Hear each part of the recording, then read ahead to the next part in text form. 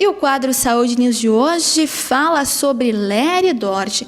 A LER, lesão por esforço repetitivo, não é propriamente uma doença, mas sim uma síndrome que é constituída por várias doenças e que atinge principalmente os músculos, tendões e nervos. Para nos esclarecer um pouco mais de dúvidas e para saber quais são essas doenças que englobam essa síndrome, a gente conversa com o ortopedista e traumatologista Joaquim Reichmann. Dr. Joaquim, seja bem-vindo à TV Sul Brasil.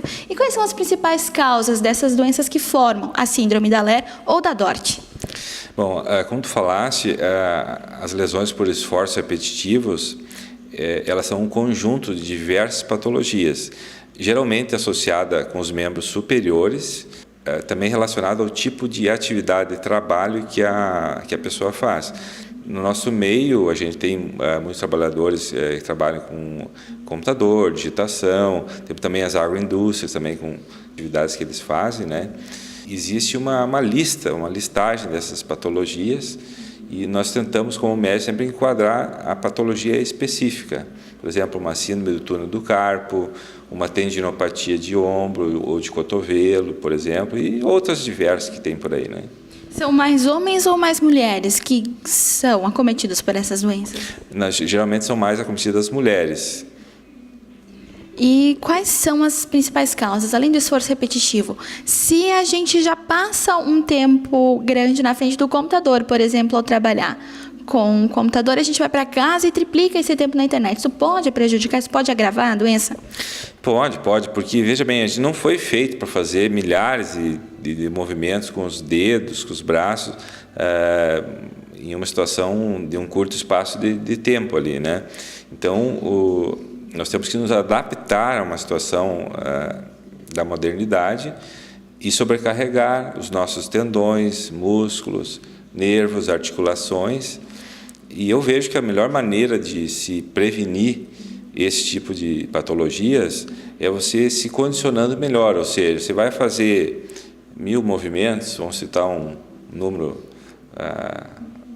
hipotético aqui, você tem que ter uma condição física X. Se você vai fazer, daqui a pouco, 10.000, 100.000 movimentos, você tem que ter uma condição física Y. Então, no meu entendimento, eu acho que o que tem que se cuidar muito é a postura correta para desempenhar a função que a pessoa está desenvolvendo e, segundo lugar, um fortalecimento corporal no sentido assim de melhorar a força, a resistência dos músculos, que são os responsáveis pelos movimentos, melhorar a condição dos tendões e a estabilização das articulações. Existem alguns sintomas aparentes que podem indicar ser uma lesão por esforço repetitivo?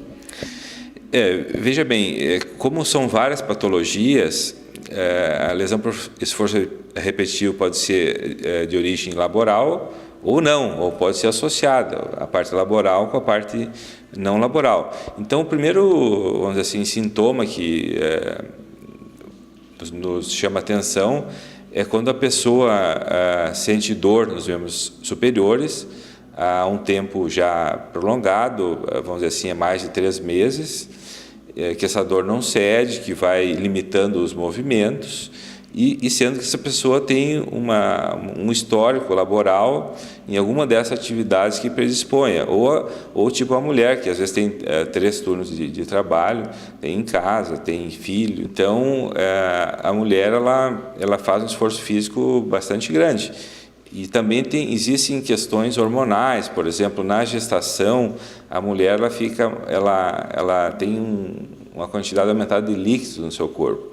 E os tendões também incham nessa situação.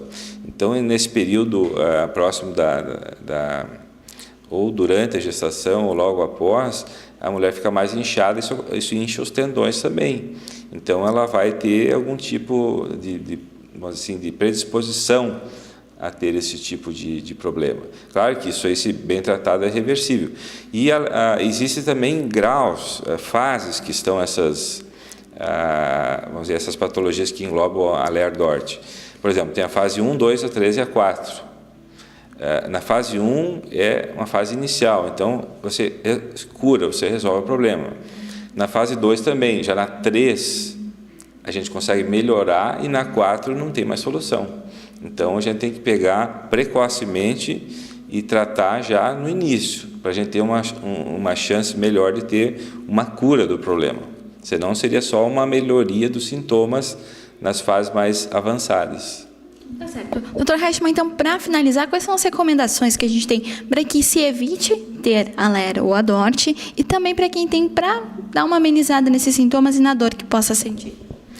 Eu entendo assim que para diminuir a chance de desenvolver LER-DORT, cuidados posturais e reforço muscular, atividade tipo musculação é recomendado.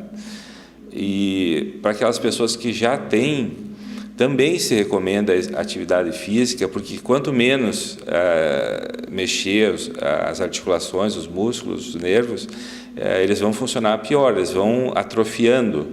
Isso depois chega a uma condição que ela se torna irreversível.